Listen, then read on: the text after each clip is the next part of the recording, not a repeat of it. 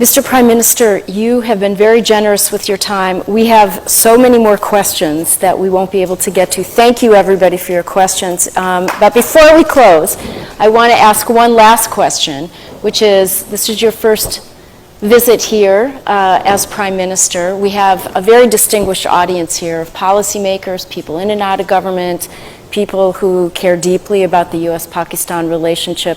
What final message would you like to leave as a closing thought for everyone?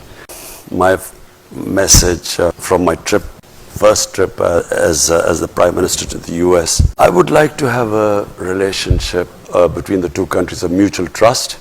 I would like to have a relationship as equals, of friendship, not as it has been before, where Pakistan has sort of been, you know, it's like Pakistan wanting aid from the US, and then as for aid, Pakistan is expected to do certain things. The reason why I'm happy leaving the US this time, because we have a relationship now based on a mutual interest, which is peace in Afghanistan. And, you know, if someone asked that, will you get this funds? I hate the idea that we would be asking for funds, not US, from anyone. Because aid has been one of the biggest curses for my country. What it has done is, it has created the dependency syndrome. When I went on my first trip to Saudi Arabia, I came back, what have you got from there? As if I'd gone there to beg for money. And I think it's humiliating for a country. Countries rise because of self-respect and self-esteem.